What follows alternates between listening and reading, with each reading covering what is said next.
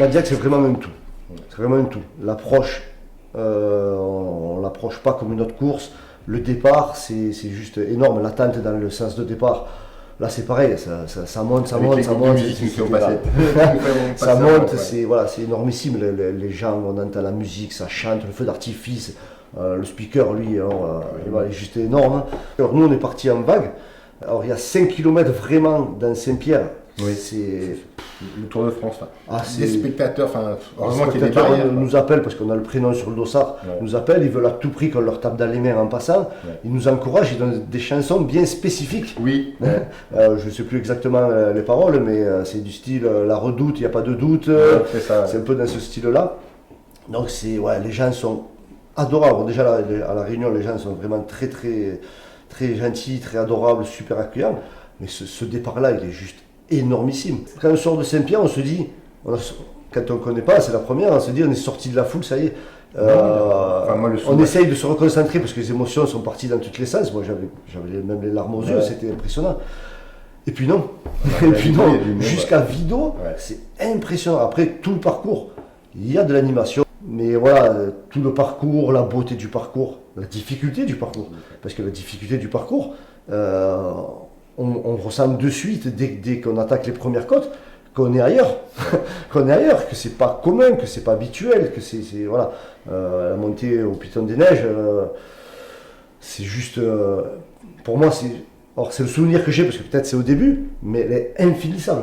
Elle est infinissable, j'en voyais pas le bout. Je me suis dit, mais je suis à 65 km, quand je suis en haut, j'ai dit, mais elle a été interminable, cette côte, elle est vraiment rude. Voilà, après, j'en ai trouvé une autre, mais le côté, on va dire, plus dangereux, c'est quand on sort de Debras pour aller à Dodane. Je sais pas pourquoi, celle-là m'a plus marqué que les autres. Et je me suis dit, j'ai eu la chance de pouvoir me reposer juste avant. Et j'avais une petite pensée pour ceux qui ne pouvaient pas se reposer, qui arrivaient là, un petit peu juste sur les barrières horaires, qui ne peuvent pas se reposer, qui partent là. J'ai une pensée pour ces trailers-là, parce que si on arrive là, un peu dans le dur physiquement et mentalement pas bien, la pression de la barrière, pas très lucide, il y a des endroits, j'ai trouvé ces endroits, ces passages-là très dangereux, avec le cas où il faut se tenir, les fameuses petites échelles où il faut... Voilà, on enchaîne tout ça sur quelques kilomètres. J'ai trouvé que ce passage-là, il m'a bien marqué. Voilà, c'est on va dire, des endroits qui marquent énormément. Celui-là, pour la dangerosité du passage, il m'a marqué. Mais il m'a marqué plus, parce que moi j'ai eu la chance de pouvoir dormir 50 minutes. Et je suis reparti mieux. Je m'ai dit bien. Moins émoussé. Je suis reparti mieux. Donc voilà, donc un peu plus lucide, et ainsi de suite. Il y a des passages comme ça qui nous marquent sur cette course, plus que d'autres. Alors pourquoi moi, la montée du Piton des Neiges, je ne sais pas, parce qu'il y a eu des côtes aussi difficiles et aussi longues, mais celle-là, elle m'a bien marqué. Pourtant, c'était le début, je n'étais pas dans le dur, mais celle-là, elle m'a bien... Un passage qui m'avait marqué, dans ma fat, à un moment donné, il y a une montée. Il me semble que c'est quand on monte à Rocheplate. C'est possible. Il me semble que c'est... Et moi, j'avais trouvé ce passage-là difficile. Il est difficile. J'avais trouvé terrible. J'ai eu la chance, là aussi, alors, j'ai osé aussi. Je suis arrivé là, je sortais de ma fat avec une nuit très difficile, j'avais toujours pas dormi. Physiquement, mentalement, je remontais un petit peu, après le gros coup de mou de la nuit. Et là, une côte qui s'annonce, parce que je ne connaissais pas, j'avais regardé sur le papier, le papier c'est joli, et une côte qui s'annonce de par tout le monde que c'est encore une des difficultés bien connues de la Diag, monter à Rocheplate. Et là, j'écoute et on me dit en fait elle est en trois paliers et le dernier assez sévère. Je tombe derrière un Réunionnais, Redro, je dis son nom parce que si jamais par hasard il arrive à voir la vidéo, ça me fera bien plaisir parce qu'il a été super gentil. Et je lui dis tout simplement, j'ai dit excuse-moi, ça te dérange pas si je suis ton ombre jusqu'en haut pour pouvoir monter facilement. J'ai dit je te gênerai pas, je veux juste si on peut la faire ensemble, ça paraîtra plus simple. comme quand on est derrière un moniteur de ski où ça paraît plus facile. Voilà. Donc je l'avais vu monter un petit peu à des endroits et j'ai vu qu'il montait super bien. Il m'a dit oui, il n'y a pas de souci, on l'a fait ensemble, machin et tout. Mais j'ai dit tu m'attends pas, je vais juste essayer de te suivre. Et il m'a dit aucun souci. Et j'ai fait la montée avec lui et ça a été facile, en proprement dit, mais mine de rien, ce monsieur m'a fait gagner 1 heure sur la barrière horaire. Ah oui, mais la côte est extrêmement difficile. Je pense que seul, ça se fait. Mais là, c'est avait un pacer pourtant, il faisait la course. Oui, mais voilà. La connaissance du terrain leur apporte quand même. Je dis pas une facilité. Mais une aisance dans la montée. Ils savent les endroits où c'est. Moi j'admets que quand on était sorti par Mafate, mais on sortait par le Maïdo. On l'a pas fait, oui, ça. Donc on avait 4 km d'ascension, 1000 mètres d'ascension de dénivelé sur 4 km. Et il y avait un Réunionnais qui était en sens à faire de course. Moi je lui dis benoîtement, je lui dis mais la course dans l'autre sens. Il me regarde et il m'a sorti de Mafate. Je monte avec toi, donc je lui avais rien demandé. En fait, il m'a traîné tout le long, il m'a tiré tout le long, on parlait. Du coup, en parlant, j'ai oublié la difficulté de l'ascension, les douleurs. On a doublé tout un tas de monde, puis il me dit, bon, je te laisse là, dans 300 mètres. Alors, en plus, je n'ai même pas posé de question, parce que 300 mètres en distance ou en dénivelé, parce que c'est pas pareil. Puis c'était 300 mètres en distance. Il veut y avoir du monde, tu vas voir. Et c'est vrai que 300 mètres après, il y avait sorti du Maïdo, du monde tout le long, il voyait ton prénom sur le dossard, il t'encourageait, quoi. Il m'a sorti de Mafate alors que je pense que j'étais bien émoussé, mais ça m'a revigoré, on a doublé tout un tas de monde, ça m'a reboosté pour la fin de la course. C'est exactement ce que j'ai ressenti avec Redro, c'est que je montais derrière lui, ça fait un pacer, moi par contre il était en course, mais en plus j'ai appris. J'ai appris parce que je l'ai regardé monter. Ouais, c'est vrai. Je regardais où il mettait ses pieds, technique en fait. C'est pas que je montais comme un bourrin, mais peut-être un petit peu, faut être honnête. En force. En force, voilà. Et là, ils ont une technique de montée que, voilà, en fait, ils s'économisent même en montant parce qu'ils ont des positions des pieds. Nous, il y a une marche comme ça, on va aller chercher la marche, alors qu'eux, ils ont l'œil de voir juste le petit creux. Voilà, c'est ça, mettre le pied, c'est ça. Enfin, même lui, j'ai appris, quoi. Les autres montées, je les ai fait différemment. Et voilà, après, c'est encore ça qui fait que la beauté de la Diag, c'est que voilà, j'ai réussi pendant, je ne sais plus combien on a mis, 1h30 peut-être pour monter. Je sais pas, parce que pour être honnête, j'ai pas du tout l'idée, mais on va dire en gros à 2 heures. La petite affinité qui s'est fait, c'est encore hors du commun, c'est quelque chose de fantastique. Voilà, ça fait aussi partie de la magie de la Diag, c'est fantastique. C'est assez impressionnant. Ouais. Moi, ce qui m'a impressionné, je m'y attendais, toujours pareil, parce qu'on se renseigne un petit peu, mais c'est ne serait-ce que la fin de la première nuit, j'étais étonné de voir les personnes qui commençaient déjà à dormir sur le bord du chemin. Moi, dans ma tête, je me suis dit, je ne dormirai pas par terre. Je suis honnête, je dis les choses comme elles sont. J'irai à l'hôtel. Je vais prendre le chemin. Je ne dormirai pas par terre. Je dormirai sur un lit de camp, dans une base de vie, dans un truc comme ça. J'ai vu énormément de monde avec des couvertures de survie pour dormir dans des coins, des endroits que. Voilà. Et moi, j'ai pu dormir. Je voulais avant, mais j'ai pu dormir seulement à 2 bras à la deuxième base de vie. Et après, j'ai donc dormi par terre. Malgré tout ma meilleure volonté sur le sentier des Anglais, le chemin des Anglais, et j'ai dormi comme tu dis, j'ai dormi 10 minutes.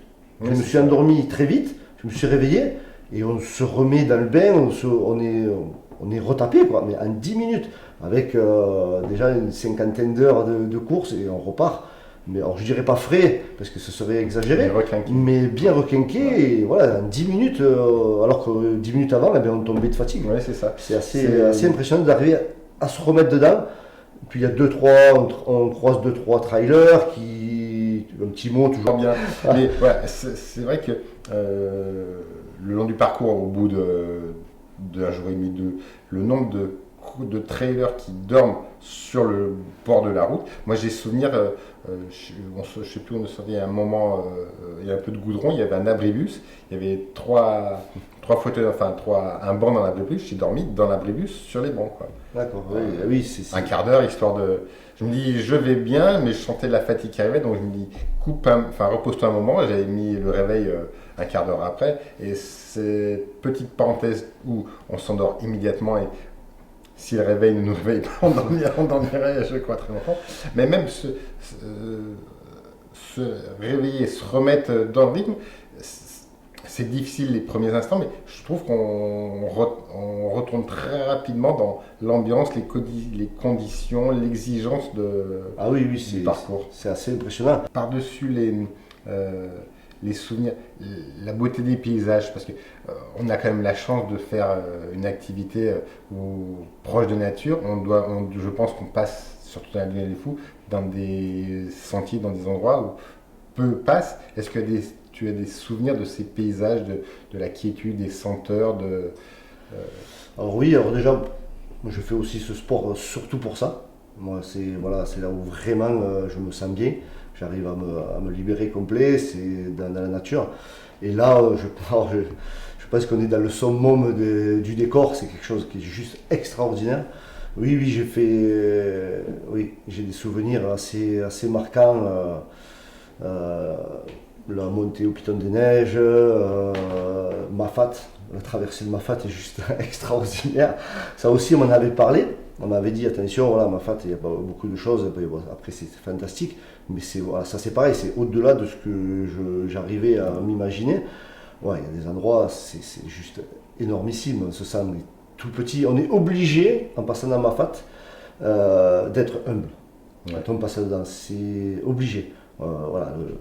On respecte cet endroit, on respecte la nature, on fait en sorte de glisser, de ne pas faire de dégâts dedans. C'est juste, énormissime, des souvenirs fantastiques en paysage et en sentier aussi. En sentier, moi, j'ai des souvenirs, le coucher du soleil, la nuit et le lever du soleil, ça m'avait marqué. Je sais pas comment expliquer cette sensation de temps. On est en dehors du temps, puis parce qu'on court pas après le chrono, nous, et on est en dehors du temps. La journée, la nuit tombe, on fait la nuit nos efforts de nuit, le soleil se lève, il dit chouette, je vais couper la frontale. Enfin, moi, j'ai des beaux souvenirs de... Oui, c'est des beaux passages. C'est des beaux passages. Alors moi, j'ai eu la chance, c'est pas volontaire, mais j'ai vu donc du coup 3 levées de soleil. Un à la plaine des Cafres, un dans Mafat, et après c'était vers Grande Chaloupe, je pense. J'ai vu, donc ça fait vraiment 3 endroits différents, 3 décors différents. Je pense que le plus marquant, c'est le lever de soleil dans Mafat. C'est juste extraordinaire. Voilà. Comme tu dis, ce plaisir de voir la lueur partir et d'éteindre la frontale. Et voilà, les décors qui changent complètement, c'est assez extraordinaire. Les bruits, parce que les bruits de la journée, la nuit et à l'aube sont vraiment totalement différents. Même si on est concentré sur soi, on fait attention à ce qu'on fait, on s'écoute, mais tous ces stimuli extérieurs sont tellement différents de ce qu'on peut vivre ici. Et puis, comment dire, c'est l'ambiance différente. On change de lieu, on fait 165 km, donc les sensations, les lieux, les parfums sont tellement différents moi j'ai un souvenir sans arrêt stimulé, éveillé à l'environnement. Ah oui, ça c'est quelque chose qui m'a marqué aussi. C'est quelque chose que je recherche quand je fais du trail, mais c'est quelque chose qui m'a bien marqué aussi. Et bizarrement, c'est vrai que parce que du coup la nuit, on a quand même une vision un peu moins vaste du décor. Et le fait de passer la nuit, le lever du soleil, on change de décor complet. Ouais. Donc change de sensation. La plaine des Cafres, on se retrouve sur des grandes plaines. Il y a même de l'élevage sur les côtés. Ça, je croyais que j'étais en Normandie. Un peu plus rude comme terrain, mais que la Normandie, je pense.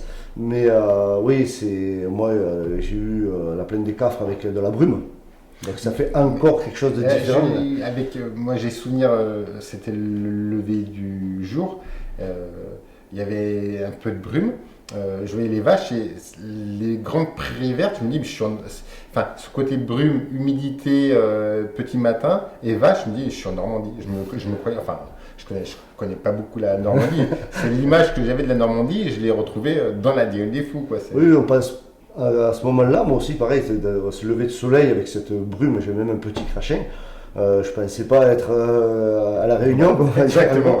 Quelques heures après, on se remet vite dans le bain parce qu'on tape vite du 26 degrés. Moi, je sortais de la nuit avec 1 degré.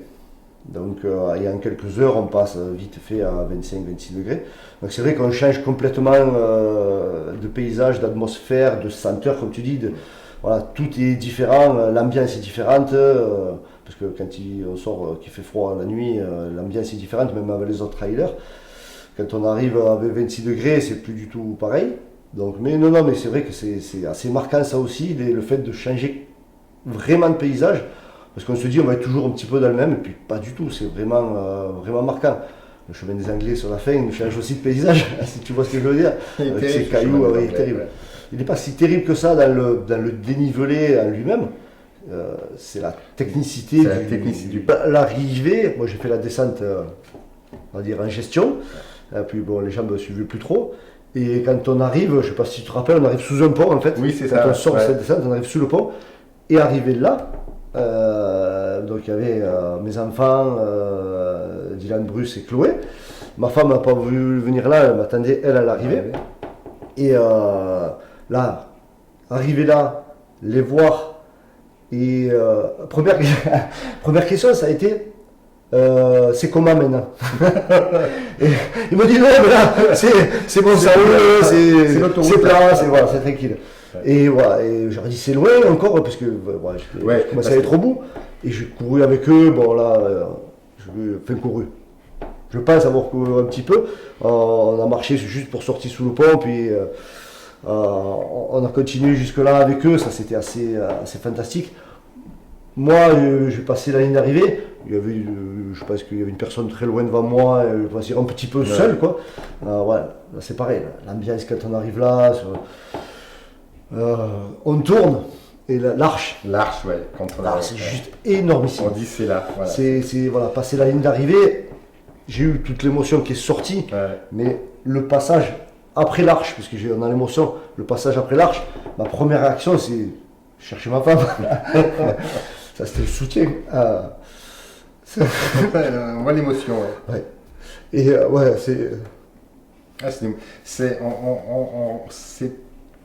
c'est pas indélébile. Non, c'est marqué. Ouais, tout à fait, c'est marqué, il y a des tatouages qu'on peut avoir, mais ça c'est un tatouage interne. C'est un tatouage interne, c'est juste énorme. Ouais. Les émotions, tout ressort. Ouais. Tout. Mais il y a toute la fatigue, on n'arrive plus à maîtriser, quoi. Et moi je me disais sans arrêt, j'aurais fini à Gueule quand j'aurais passé l'arche d'arrivée. Je la voyais, mais je n'étais pas arrivé. Il ne pouvait plus rien m'arriver dans les. Oui. Ça c'est. Il ne peut rien se passer, à moins que j'ai une rupture du tendon et j'aurais fini à cloche-pied. C'est sûr. On passe. Une fois que j'ai passé là, je fais je l'ai fait. C'est à ce moment-là où tout sort. Tout sort et toute la fatigue te pète à la gueule. Enfin, tout ce que tu as mis de côté. À Colorado, je commence à sentir un peu les émotions. Alors, mais à Colorado, tu entends la musique. Parce que à vol d'oiseau, c'est. Tu le vois, quoi. Dans la descente, on entend la musique, on voit le stade. Exactement. On entend le speaker, la musique de très loin. Mais oui, le passage, quand on tourne dans le stade et qu'on voit l'arche, c'est tout qui explose. C'est la libération. Tout qui explose, c'est juste énormissime. C'est même inexplicable, les émotions qui sortent là, il y a tout qui revient. La prépa, l'assistance qui a été avec, les sacrifices. Oui, parce que aussi, il faut savoir qu'il y a eu quand même des sacrifices, que le veuille ou non. Donc le passage de la ligne d'arrivée est juste énormissime. Et je suis arrivé là, je suis resté un moment. Quand j'ai fait le tour, je suis sorti, je me suis assis, mais je ne me suis même pas assis de suite. C'est que j'ai voulu venir à la barrière, voir les autres trailers arriver. Ouais, arriver. Parce que je sais pas, c'est quelque chose d'un partage. Mais oui, l'arrivée, l'air d'arriver, il y a du monde, c'est la musique, mais toutes les émotions explosent. C'est juste.